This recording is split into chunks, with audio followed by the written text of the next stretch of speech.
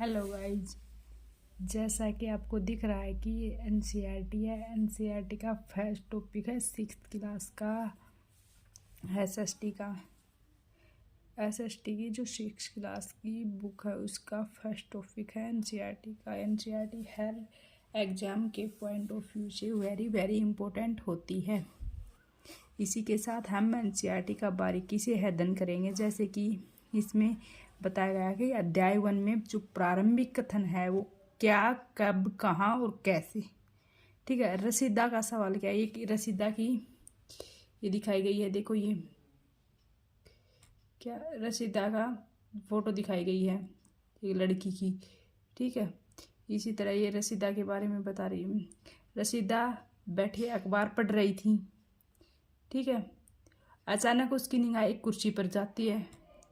कुर्सी पर पड़ी 100 साल पहले, और वह सोचने लगी कि 100 साल पहले, यानी कि वह सोचने लगी कि यह कोई कैसे जान सकता है कि इतने वर्षों पहले क्या हुआ,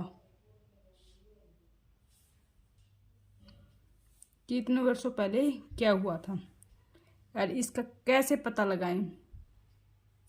पता कैसे लगाएं भाई? चलो करते हैं इसके बारे में भी। यह जानने के लिए कि कल क्या हुआ था, कल की बात पर आ गए। कल क्या हुआ था? तुम रेडियो सुन सकते हो, टेलीविज़न देख सकते हो, ओके, या फिर अखबार भी पढ़ सकते हो। साथ ही यह जानने के लिए कि पिछले साल क्या हुआ था, यानी कि 1 साल पहले क्या हुआ था। तुम किसी ऐसे व्यक्ति से बात कर सकते हो जिसे उस समय की स्मृति हो, यानी कि पिछले साल की याद हो। ऐसे व्यक्ति से बात कर सकते हैं जो पहले की याद रखता हो।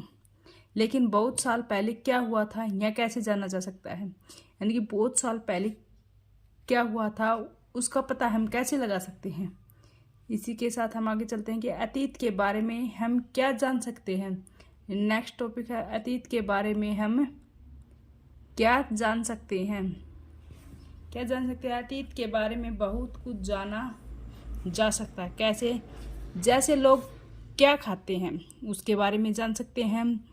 कैसे कपड़े पहनते हैं, किस तरह के घरों में रहते हैं, यानी कि किस तरह के घरों में वे रहते थे। हम आखेटकों, शिकारियों, पशुपालकों, कृषकों, शासकों, व्यापारियों और पुरोहितों और शिल्पकारों और जो कलाकारों और संगीतकारों या फिर वैज्ञानिकों के जीवन के बारे में जानकारियां हासिल कर सकते हैं।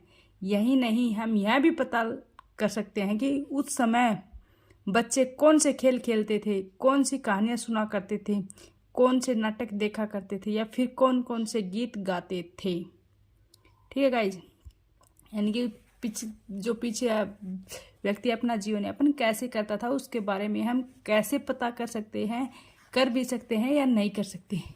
यानी कि हम पता कर सकते हैं, जानकारियाँ हासिल कर सकते हैं। कैसे करेंगे भाई? नेक्स्ट पर देखिए, लोग कहाँ पर रहते थे। सबसे पहले ये देखते हुए हम लोग कहाँ रहते थे। ठीक, ये नदी के बारे में बताए। एक मिनट को, ये नदी के बारे में बताया गया है, नर्मदा नदी के बारे में। ठीक है। इसमें पता लगाओ। ये नेक्स्ट पेज पे एक वो है, मैप है, उसमें पता लग जाएगा आपको भाई नदी कौन सी नदी कहाँ पे है। ठीक है। देखो, कई लाख वर्ष पहले लोग इस नदी के तट पर रह रहे थे। कौन सी नदी के तट पर रह रहे थे? कौन सी नदी के तट पर रह रहे थे भाई कई लाख पहले?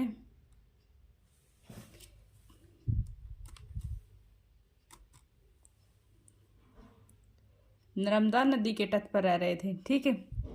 किस पे रह रहे थे भाई? नर्मदा नदी के तट पर रह रहे थे कई लाख पहले। ठीक है। यहाँ रहने वाले जो आरंभिक लोगों में से कुछ कुशल संग्राहक थे। सबसे पहले कहाँ रह रहे थे लोग? नर्मदा नदी पे। आरंभिक नगर क्या कहा जाएगा? नर्मदा नदी के आसपास का जो नगर था वो क्या था? आरंभिक नगर। आगे क्वेश्चन दिया गया मैचिंग का, वो भी देखना भाई इसमें। ठीक, वहाँ पे क्या थे? कुशल संग्राहक थे। और आसपास के जंगलों की जो विशाल संपदा से परिचित थे, यानी कि जो उनके आसपास के जितने भी जंगल थे उसमें क्या कैसे क्या उगता है, क्या फल फूल लगते हैं, उसके बारे में वे ज्ञान उनके बारे में उनको ज्ञान था। अपने भोजन के लिए वे जड़ों, फूलों और जंगल के अन्य उत्पादकों का यहीं से संग्रह किया करते थे। ठीक है, अपना भोजन का भी वहीं से प्रबंध कर लेते थे। नेक्स्ट पे चलते हैं भाई।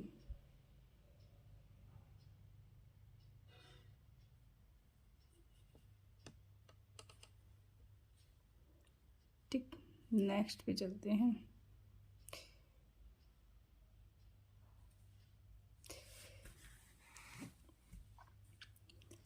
अब तुम उत्तर पश्चिम की जो सुलेमान और कीरतर पहाड़ियों का पता लगाओ। जो उत्तर और पश्चिम की तरफ पाकिस्तान में पड़ती हैं सुलेमान और जो कीरतर की पहाड़ियाँ, उनका हम पता लगाएंगे मैप के माध्यम से। और इसी क्षेत्र में कुछ ऐसे स्थान हैं जहाँ लगभग 8,000 वर्ष पूर्व कब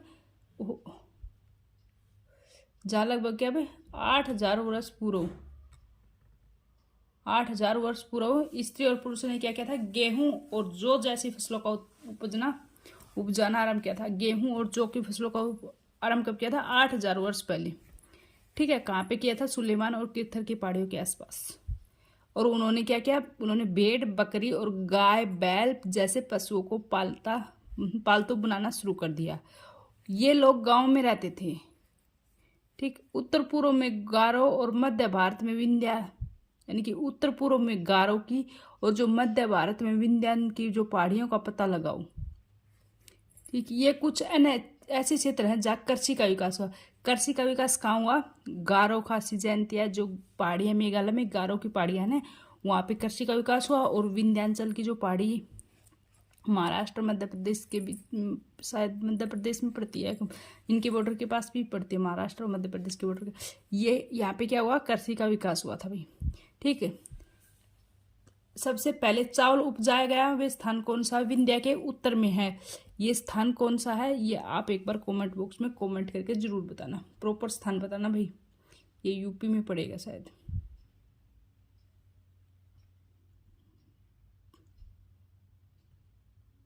इस मानचित्र के माध्यम से देख लो भाई।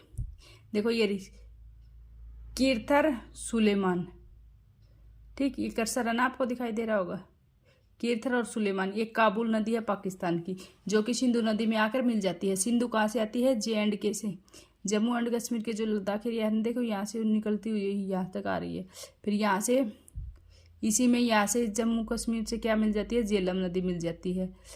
झेलम की सहायक नदी कौन सी हो जाएगी भाई, चिनाब नदी सहायक नदी हो जाएगी। ठीक है, और झेलम की दूसरी सहायक नदी रावी सहायक नदी हो जाएगी। इसी के साथ है सतलुज, सतलुज की सहायक नदी क्या हो जाएगी, व्यास हो जाएगी। और सतलुज किस में जाकर मिलती है भाई, झेलम में। झेलम किस में जाकर मिलती है, सिंधु में। ठीक है, ऐसे ये सहायक नदियां हैं सिंधु की। इसी तरफ ये हिमालय वाली साइड में देख लेते हैं, यहाँ पे यमुना नदी है।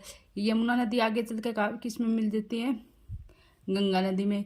ये चंबल है यमुना की सहायक नदी।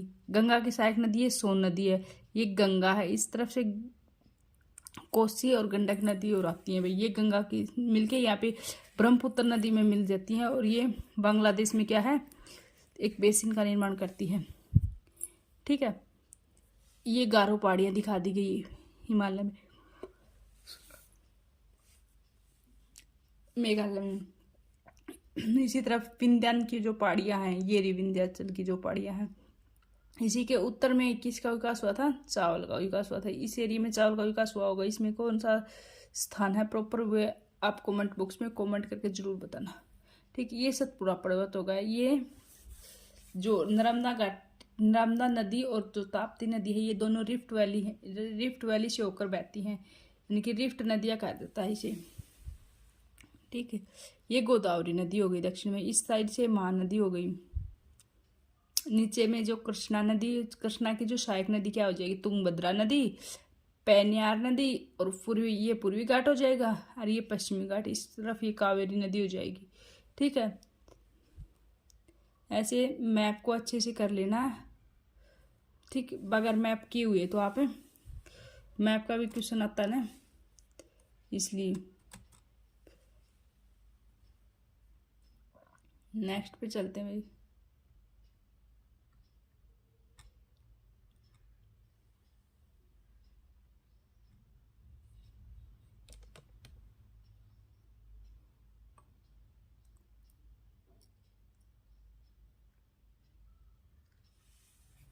मानचित्र पर जो सिंधु और उसकी सहायक नदियों का पता लगाओ। सिंधु और सहायक नदियां हमने पता लगा लिया। सिंधु की सहायक नदी झेलम है, झेलम की चिनाब, रावी, ठीक है, ये है। और उसकी सिंधु की सतलुज भी है सहायक नदी। और सॉरी भाई, और पाकिस्तान से आने वाली जो काबुल है वो भी सिंधु की सहायक नदियां हैं, ठीक है। सहायक नदियां किन्हें कहते हैं? सहायक नदियां उन्हें कहते हैं जो छोटी नदी बड़ी नदी में मिल जाती हैं। वो जो छोटी नदी होती है वो क्या कहलाती है? सहायक नदी कहलाती है, ठीक है। लगभग 4700 वर्ष पूर्व इन्हीं नदियों के किनारे आरंभिक नगर खुले, यानी कि 4700 वर्ष पूर्व तो कौन सी नदियों के किनारे खुले थे? सिंधु नदी के किनारे, ठीक है, नगर बसे थे। और जो 2500 वर्ष पूर्व कहाँ पे हुए थे? 2500 वर्ष पूर्व कहाँ हुए थे? गंगा नदी के किनारे नगर बसे थे, ठीक है। नगरों का बसाव कब हुआ था? 4700 साल पहले तो वर्ष पूर्व तो कहाँ? सिंधु में। और जो 2500 वर्ष पूर्व कहाँ? गंगा में, ठीक। गंगा और उसके सहायक नदी सोन का पता लगाओ।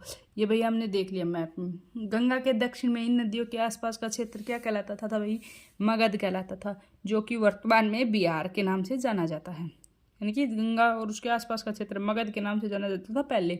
मगध एक बहुत शक्तिशाली राज्य हुआ करता था। उन्होंने विशाल राज्य स्थापित कर रखा था। देश के अन्य हिस्सों में भी ऐसे राज्यों की स्थापना की गई थी, ठीक है। नेक्स्ट पे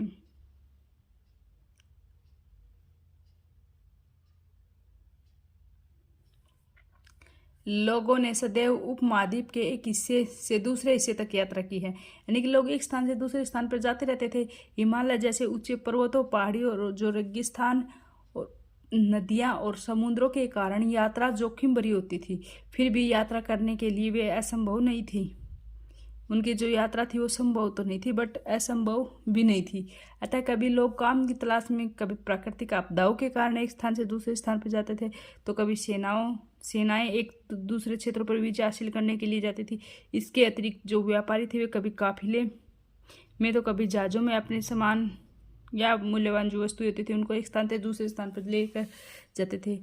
कई बार जो धार्मिक गुरु होते थे वे शिक्षा और सलाह देने के लिए एक गांव से दूसरे गांव में जाते थे, कस्बे से दूसरे कस्बे में जाया करते थे।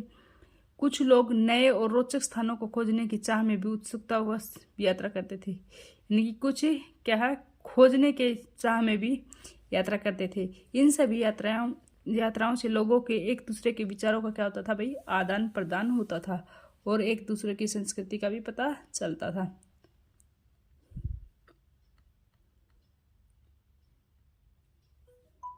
आज यात्राएं क्यों करते हैं?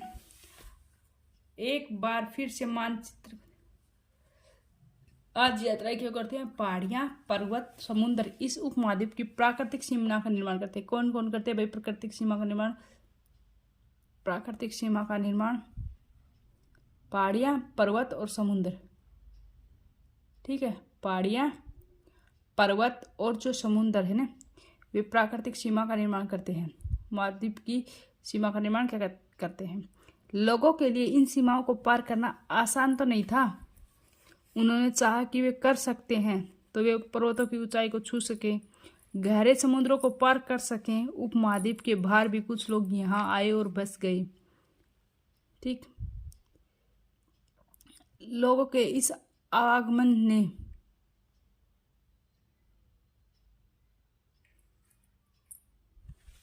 लोगों के जिस इस आने जाने यानी कि आवागमन ने हमारी जो सांस्कृतिक परंपरा है उनको क्या कर दिया? समर्थ मजबूत बना दिया। और कई वर्षों तक लोग पत्थर को तराशने, संगीत को रचने और यहाँ तक कि भोजन बनाने के नए नए तरीके एक दूसरे के विचारों को अपनाते रहे, ठीक है। इसी के साथ हम कर लेते हैं हमारे देश का नाम कैसे कैसे पड़ा था, ठीक है। हमारे देश के लिए हम प्राय इंडिया और भारत जैसे नामों का प्रयोग करते हैं। किसका नाम का प्रयोग करते हैं? इंडिया और भारत जैसे नामों का प्रयोग करते हैं। इंडिया शब्द इंडस से निकला है, जिसे संस्कृत में सिंधु कहा जाता है। अपने एटलस में ईरान, यूनान का पता लगाओ। लगभग 2500 वर्ष पूर्व उत्तर पश्चिम की ओर से आने वाले जो ईरानियों और यूनानियों ने सिंधु को क्या कहा था? हिंदोस और इंदोस कहा था। और इसी के जो यानी कि जो सिंधु नदी है, इसी के पूर्व में जो स्थित भूमि प्रदेश को क्या कहा था उन्होंने? इंडिया कहा था। पूर्व में जो भूमि प्रदेश बसा हुआ था उसको क्या कहा था, इंडिया कहा था। भारत का नाम का प्रयोग भी कहाँ पे हुआ था, जो उत्तर पश्चिम में रहने वाले लोगों के एक समूह के लिए किया गया था। कोई एक छोटा सा समूह था, उसके लिए क्या इसका नाम प्रयोग किया गया था, भारत का प्रयोग किया था। एक समूह के लिए किसका नाम दिया गया था, भारत। ठीक, इस समूह का उल्लेख संस्कृत की जो आरंभिक कृति है, इस समूह का उल्लेख संस्कृत के अंदर जो स्टार्टिंग से जो कृति लिखी गई है ऋग्वेद की मिलती है, उसमें वर्णन किया गया है। 3500 वर्ष पुरानी भारत का नाम। बाद में इसका प्रयोग देश के लिए भी होने लगा।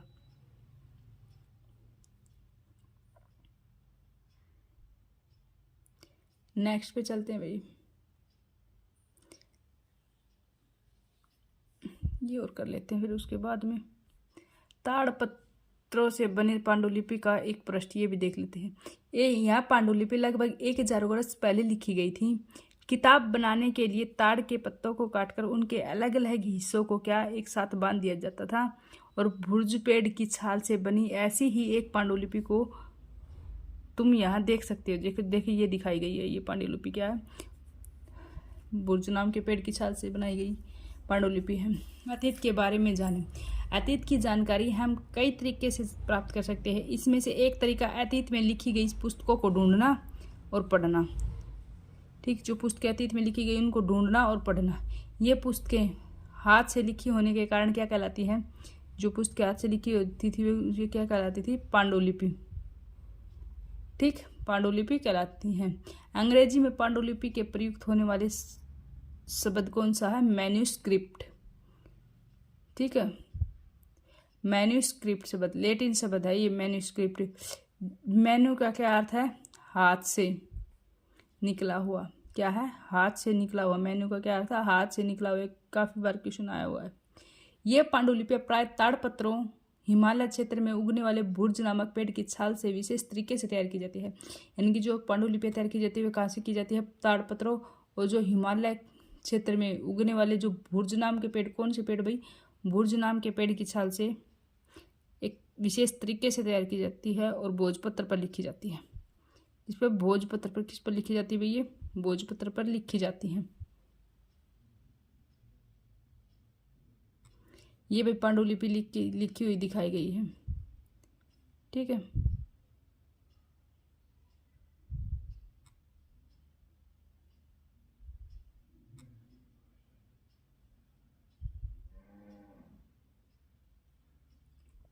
इतने वर्षों में इनमें से कई पांडुलिपियां तो कीड़ों ने खा लिया था और कई नष्ट हो गई थी।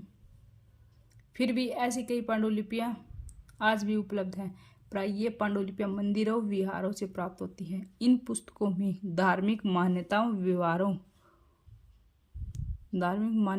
और जो व्यवहारों, राजाओं के जीवन, इन पुस्तकों में क्या लिखा है, राजाओं के जीवन, औषधियाँ, विज्ञान आदि सभी प्रकार के विषयों की चर्चा क्या में मिलती है। इनके अतिरिक्त हमारे यहाँ महाकाव्य भी हैं, कविताएं, नाटक भी मिले हैं। महाकाव्य, कविताएं, नाटक मिले हैं। इनमें से कई संस्कृत में लिखे गए, कई तो किस में लिखे गए, संस्कृत में लिखे हुए मिले हैं।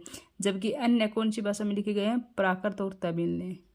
कौन सी में, प्राकृत और तमिल में। प्राकृत भाषा का प्रयोग हम किसके लिए करते हैं, आम बोलचाल के लिए। किसके लिए करते हैं, आम बोलचाल के लिए हम प्राकृत भाषा का प्रयोग करते हैं।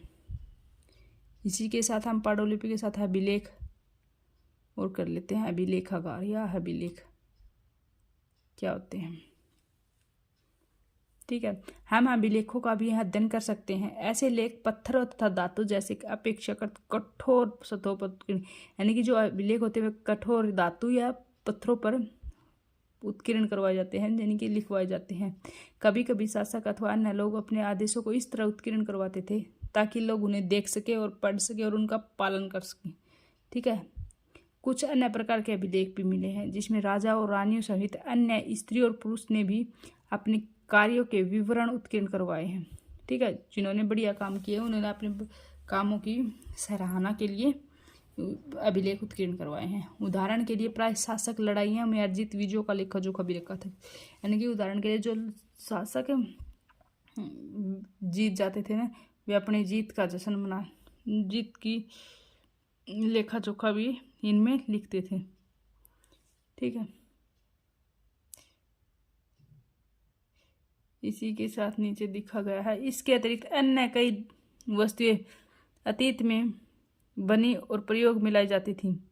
ऐसी वस्तुएं का अध्ययन करने वाला व्यक्ति क्या कहलाता था, यानी कि जो अतीत में बनी हुई, बीते में बनी हुई, बीत गई जो चीज़ हमें पता ही नहीं कब कहाँ कैसे नीचे मिट्टी में दब गई, उसकी खुदाई करके जो पता लगाते हैं उन्हें क्या कहते हैं, आर्कोलॉजिस्ट या पुरातत्वविद। आर्कोलॉजिस्ट या पुरातत्वविद कहते हैं। हिंदी में आर्कोलॉजिस्ट कहते हैं और इंग्लिश में पुरातत्वविद कहते हैं। पुरातत्वविद हिंदी में कहते हैं, आर्कोलॉजिस्ट क्या है इंग्लिश में कहते हैं। मैं सॉरी वो कर गई, अपोजिट बोल गई दोनों, ठीक है। नेक्स्ट में पुरातत्वविद पत्थर और ईंटों से बनी इमारतों के अवशेषों, चित्रों, मूर्तियों आदि का पता अध्ययन करते हैं।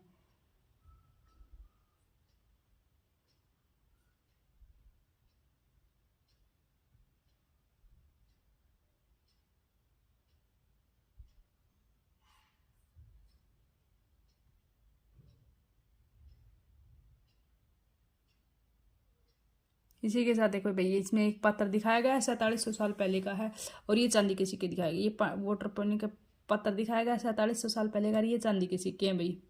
देख लो इस तरीके के सिक्के होते थे चांदी के, अब कैसे होते हैं, सर्कल में गोल, है ना, ठीक है।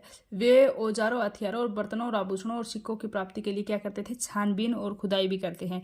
इनमें से कुछ वस्तुएं पत्थर, पक्की मिट्टी तथा कुछ धातु की बनी हो सकती है। ऐसे तत्व कठोर और जल्दी नष्ट नहीं होने वाले, इसलिए वे हमें मिल जाते हैं। पुरातत्वविद जानवरों, चिड़िया और मछलियों की जो हड्डियां हैं उनको भी ढूंढते हैं। इससे उन्हें यह जानने में मदद मिलती है कि अतीत में लोग क्या खाते थे।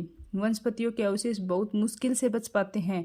यदि अन्न के दाने तथा लकड़ी के टुकड़े जल जाते हैं तो वे जले हुए के रूप में बचे हुए रहते हैं, ठीक है, राख के रूप में। पांडुलिपियां अभिलेखों तथा पुरातत्व से ज्ञात जानकारियों के लिए इतिहासकार प्राय स्रोत शब्द का प्रयोग करते थे। स्रोत मतलब बीते हुए कुछ भी जानकारी प्राप्त करते थे, उसका साधन था स्रोत, ठीक, जानकारी प्राप्त करने वाले जो साधन थे।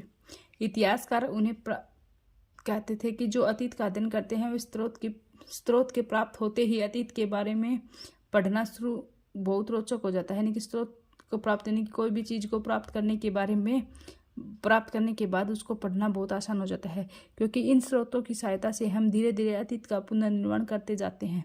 अतः जो इतिहासकार और जो पुरातत्वविद इन जासूसों की तरह हैं, यानी कि जासूस की तरह इनकी सुराग के रूप में अतीत की जानकारी करने का प्रयास करते हैं। ये भाई हम करेंगे कल। अतीत एक या अनेक, इसमें थोड़ा सा 2-3 पेज बचे हुए हैं तो ये कर लेंगे कल। अभी ये काफ़ी बड़ी वीडियो हो जाएगी। और ओके गाइज, ठीक है, 1 मिनट रुके भाई, कितना बच गया,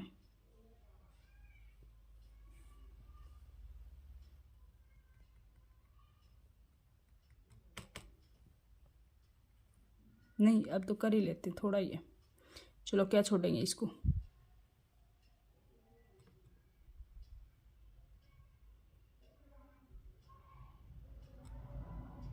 इसी पे आ गए थे ना, अतीत एक या अनेक के बारे में। चलो छोटा ही लेसन है, ये तो कर ही लेते हैं। क्या तुमने इस पुस्तक के शीर्षक हमारे अतीत पर ध्यान दिया है? यहाँ अतीत शब्द का प्रयोग किसके लिए हुआ भाई? बहुवचन के रूप में। अतीत मतलब बीते हुए, एक थोड़ी ना था बीता हुआ, काफ़ी दिन थे, बीते हुए के लिए बहुवचन के रूप में हुआ है। ध्यान देने के लिए कहा गया है कि अलग अलग समूह के लोगों के लिए जो अतीत क्या है, अलग अलग मायने हैं। उदाहरण के लिए पशुपालकों तथा कृषकों का जीवन, राजाओं यानी कि जो पशुओं का पालन करते थे, और जो कृषकों का जो जीवन था वो राजा और रानियों के जीवन से क्या था, अलग था। व्यापारियों का जीवन शिल्पकारों के जीवन से भिन्न था। जैसा कि हम आज भी देखते हैं कि समय विदेश के साथ साथ हिस्सों में लोग अलग अलग व्यवहारों और रीति रिवाजों का पालन करते हैं। ये तो भाई सबको पता है, अलग अलग देश के अलग अलग रीति रिवाज हैं, अलग अलग गाँव के अलग अलग हैं। उदाहरण के लिए आज अंडमान द्वीप के जो अधिकांश लोग अपना भोजन मछलियाँ पकड़कर शिकार करके फल फूल के संग्रह द्वारा प्राप्त करते हैं। इसके अतिरिक्त शहरों में रहने वाले लोग खाद्य आपूर्ति के लिए अन्य व्यक्तियों पर निर्भर करते हैं। इस तरह के भेद अतीत में विद्यमान हैं।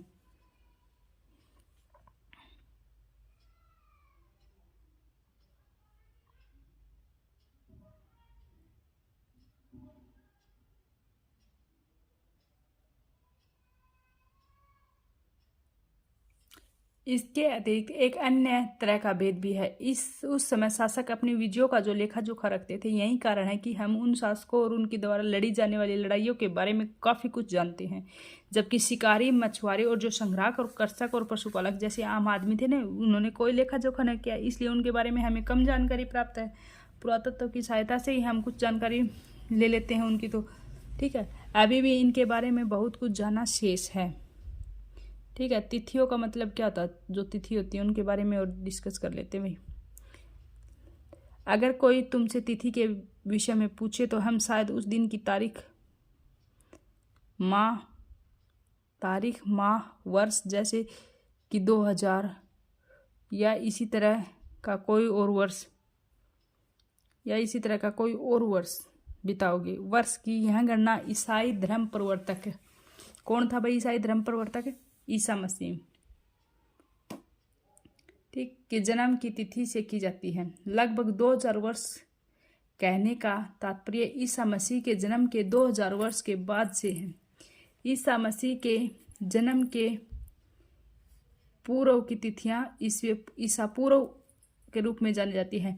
यानी कि जो ईसा मसीह का जन्म था उसे 1 ईयर काउंट किया गया था, यानी कि पहले साल, फिर 2, 3, 4, 5 करके ऐसे 2000 वर्ष बीतने के बाद तो ईसा मसीह के जन्म के 2000 वर्षों के बाद ही 2000 वर्ष आया था, ठीक है। इस पुस्तक में हम 2000 को अपना आरंभिक बिंदु मानते हुए वर्तमान से पूर्व की तिथियों का उल्लेख करेंगे, ठीक है। इतिहास और तिथियां, इसके बारे में और देख लेते हैं भाई। अंग्रेजी में BC, हिंदी में ईसवी पूर्व, यानी कि अंग्रेजी में बिफोर क्राइस्ट और हिंदी में इसे क्या कहते हैं, ईसा पूर्व, ठीक है। बिफोर क्राइस्ट, ईसा पूर्व। कभी कभी तुम तिथियों से पहले AD, हिंदी में ई लिखा पाते हो। यह एनो डोमिनी नामक 2 लैटिन शब्दों से बना है, जिसका तात्पर्य ईसा मसीह के जन्म के वर्ष से है। यानी कि एनो डोमिनी, AD या ई लिखते हैं तो वो क्या है, उसके जन्म के समय का, ठीक है, जन्म वाले समय का। कभी कभी AD की जगह CE तथा BC की जगह BCE का प्रयोग होता है। CE अक्षरों का प्रयोग कॉमन एरा और BCE का प्रयोग बिफोर कॉमन एरा के लिए होता है। हम इन शब्दों का प्रयोग इसलिए करते हैं क्योंकि विश्व के अधिकांश देशों में अब इस कैलेंडर का प्रयोग सामान्य हो गया है। भारत में तिथियों के इस रूप का प्रयोग लगभग 200 वर्ष पूर्व आरंभ हुआ था। कब? 200 वर्ष पूर्व। कभी कभी अंग्रेजी के BP अक्षरों का प्रयोग, जिसका तात्पर्य बिफोर प्रेजेंट, वर्तमान से पहले, किया गया है, ठीक है गाइज। अब ये आप एक बार अच्छे से क्लास देख लेना, एक बार में समझ में नहीं आया तो 2 बार देख लेना। यार देखो ये मिलान के लिए दे रखा है, ठीक है। नर्मदा घाटी पहले करसी, प्रारंभिक करसी आ जाएगी। मगध पहला बड़ा राज्य आ जाएगा। गारो पहाड़ियाँ प्रथम नगर थे। सिंधु घाटी और इसे सिंधु घाटी और आखेटक और संग्रह के लिए गंगा घाटी 2500 वर्ष पूर्व। ओके गाइज, वीडियो अच्छी लगी तो लाइक, शेयर एंड सब्सक्राइब जरूर कर लेना। बेल आइकन प्रेस कर लेना ताकि आने वाली वीडियो आपको मिल सके। ओके।